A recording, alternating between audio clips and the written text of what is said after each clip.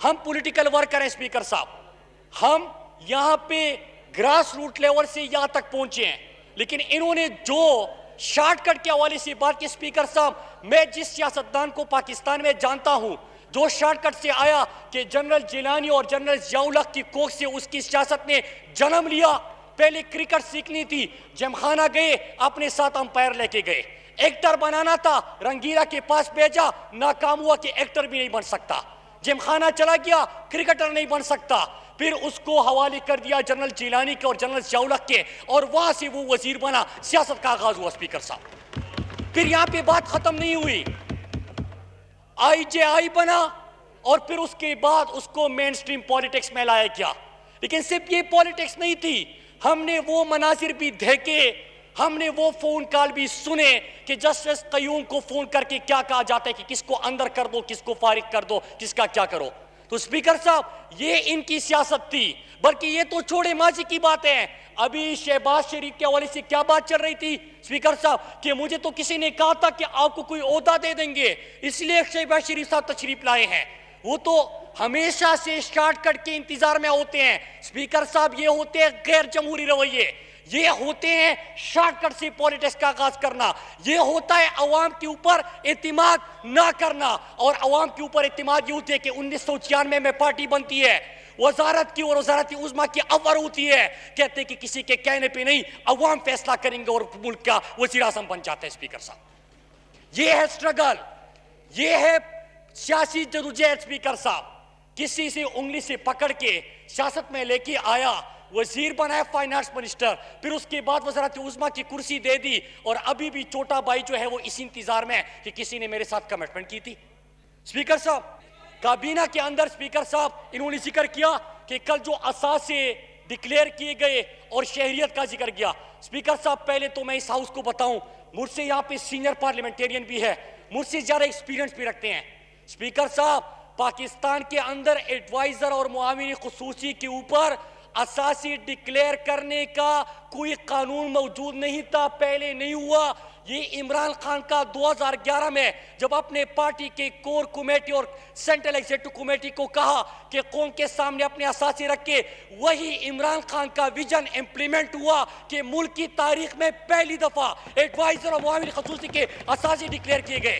Speaker साहब, दूसरी बात इन्होंने बात की कि कोई बाहर से आया हुआ है। स्पीकर साहब, मुझे दुख उनका नहीं है कि कोई बाहर से आया, सबको पता था कि बाहर था, वहां पे नेशनलिटी होल्डर था, और यहां पे पाकिस्तान आके अब काम करना चाहते हैं। दुख सबसे बड़ा मुझे क्या है स्पीकर साहब कि ये बंदा खुद वजीर खारजा, खुद वहां पे पानी और बिजली का वजीर, और इकामा रखा हुआ था, हफ्ते में 5 दिन नौकरी कर रहा था किसी और मुल्क के लिए।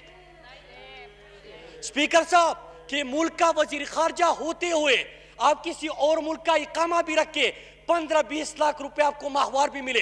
बड़े यहाँ पे गैरत की बात हो रही थी, अभी बड़ा यहाँ पे लेक्चर दिया जा रहा था।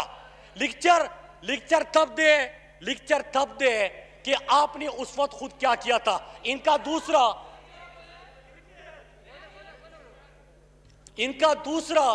जो वजीर था वो भी वहां पे इकामा होल्डर था, बल्कि बाकी तो छोड़े, इनका तो वजीर आजम भी इकामा होल्डर था।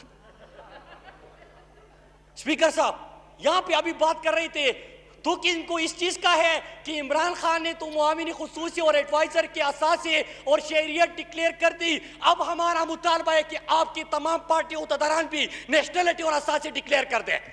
खौफ और दुख इस चीज का है स्पीकर साहब, और इस मुतालबे से स्पीकर साहब हम पीछे नहीं हटेंगे कि जो भी मुल्क के किसी बड़े ओहदे पे फाइज रहा या रह चुका है, वो अपने असासे और नेशनलिटी कौम के सामने रखेगा। स्पीकर साहब, यहां पे आके इस तरह बात करना, फिर आती है बात कि प्राइम मिनिस्टर इमरान खान के ऊपर, जो कि पाकिस्तान के आला अदलिया जिसने आपके लीडर को सजा दी, नाअहल करार दिया, उसी सुप्रीम कोर्ट ने इमरान खान को सादिक और अमीन डिक्लेयर कर दिया, और उनके ऊपर अभी बात कर रहे थे, बड़े दबंग अंदाज में गुफ्तगू कर रहे थे, और एहतिसाब की बात कर रहे थे, ट्रांसपेरेंसी की बात कर रहे थे। स्पीकर साहब, जब पनामा आया, दुनिया में पाकिस्तान की बदनामी हुई, करप्शन के केसेस सामने आए, असासे सामने आए, तो इन्होंने क्या कहा, मियां साहब फिक्र ना करो, कौम भूल जाएगी, मतलब मर्जी जितना लूटना है लूट लो, कौम को इसका परवाह ही नहीं है। स्पीकर साहब, ये यहां पे गुफ्तगू कर रहे थे। मैं फिर से बताऊं कि प्राइवेटाइजेशन के ऊपर डिबेट हो रही थी। स्पीकर साहब, 41 इदारे इनके दौर में प्राइवेटाइजेशन लिस्ट पे डाले गए। ये पार्लियामेंट लेके आए, इदारों का हाल ऐसा किया कि मैं ये कहते कि पुरानी बातें भूल जाओ।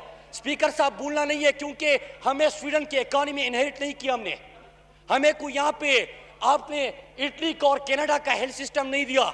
हम बात करेंगे कि कहां से हमने शुरू किया था। शुरू इससे किया था कि इनका जो मुशीर खजाना है वो इतना तगड़ा था, इतना बेहतरीन पाकिस्तान की इकॉनमी को लेके गया कि आखिर में खुद फरार हो गया। मईशत को इतना मजबूत कर गया कि मफरूर इश्तिहारी बन गया। स्पीकर साहब, इनका दूसरा आया मिफ्ता इस्माइल। मिफ्ता इस्माइल ने कहा कि जो पाकिस्तान का पीआईए खरीदेगा, पीआईए का बड़ा दुख था इनको कि पीआईए को किस तरह इन्होंने तबाह कर दिया। दुनिया के अंदर जिस एयरलाइन की इज्जत थी उसको इन्होंने रुसवा कर दिया, यहां तक कर दिया। स्पीकर साहब, मिफ्ता इस्माइल कहते हैं कि जो पीआईए खरीदेगा स्टील मिल मुफ्त में ले जाए।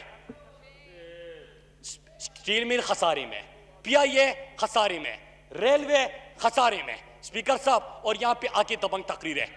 इदारे क्या हमने जहां से स्टार्ट किया था, क्या रेवेन्यू में इंक्रीज आया कि कमी आई?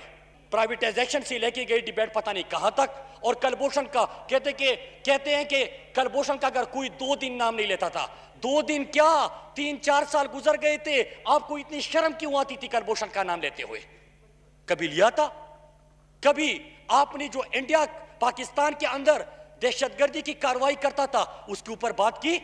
नहीं करते थे। मोदी को कभी नवासे की शादी पे बुलाया, कभी मरी में सदन दल को बुलाया, हमने सवाल उठाया, कहते कि जाती ताल्लुकात है, आपको इससे क्या? मुल्क इस तरह चलते हैं। स्पीकर साहब, अगर आपने मुकदमा लड़ना था, कहते कि पाकिस्तानियत की बड़ी बात कर रहे थे, खुद इकामा रखा हुआ है, 15-20 लाख रुपए बाहर से नौकरी तनख्वाह ले रहे हैं, 5 दिन उनकी हाजिरी लगती है, 2 भी चौकीदार ऐसे बढ़ती हुई है। अमेरिका जाके पाकिस्तान के बारे में क्या कहते हैं? कहते कि यहाँ पे इमरान खान के ऊपर फतवे, वहां पे जाके खुद लिबरल बन जाते हैं, कहते कि इमरान खान पक्का मुसलमान है। वहां पे कहते कि हम लिबरल है, इमरान खान का दीन की तरफ झुकाव है। अमेरिका को कहते कि पाकिस्तान के अंदर दहशतगर्दों के ठिकाने हैं। स्पीकर साहब, इस तरह मुल्क चलता है। मुझे अच्छा लगता स्पीकर साहब, प्राइवेटाइजेशन के ऊपर बात होती, हम भी करते। आखिर में मैं इनके नारों का जवाब देता हूं। स्पीकर साहब, 2 दिन से इन्होंने सोशल मीडिया के ऊपर ट्रेंड चलाते, और मुझे पता है पॉलिटिकल पार्टी का 2014-15 में उस वक्त वो इतने सियासी हरीफ नहीं थे मेरे, ये वाली जारा थे, वो हमारे साथ अपोजिशन में थे। इन्होंने एक इशू मेरे हवाले से उठाया स्पीकर साहब, और मैंने क्या किया कि मैं खुद कोर्ट गया। मैं कोर्ट गया था स्पीकर साहब, इन्होंने बात नहीं की, मैं कोर्ट गया, वहां पे केस जीता। जो खबर चलाई गई थी वो 2014 की खबर फिर से 5 दिन से ये सोशल मीडिया पे चला रहे हैं। मैं आज भी पूरे कौम के सामने उस अंदाज से खड़ा हूं। ये साजिशें हो सकती है, ये आपका तरीका वारदात हो सकता है किसी को खामोश करने का। अल्लाह का लाख लाख शुक्र है कि जब मैं किसी के करप्शन पे निकाब करता हूं स्पीकर साहब, तो मुझे पता है कि कल को मैं नसीब ये भी मुझे ना कहना पड़े कि जनाब ये है वो जराए, और आखिर में कुछ ना हो, और ना मुझे ये कहना पड़े कि ये कौन होते हैं मुझसे सवाल करने वाले, क्योंकि मैं सियासी वर्कर हूं, ग्रास रूट लेवल से आया हूं, जवाब दे हूं और अपने कौम के लिए जवाब दूंगा। 2014 का एक इशू जो इन्होंने उठाया था, और इन्होंने आजकल एक हफ्ते से उठाया हुआ है, कोर्ट का फैसला आज से 3-4 साल पहले आ चुका है, और कोर्ट के जजमेंट में आखिरी पैरा में सादिक और अमीन डिक्लेयर किया है, और आपके पिटीशन को गलत साबित किया है।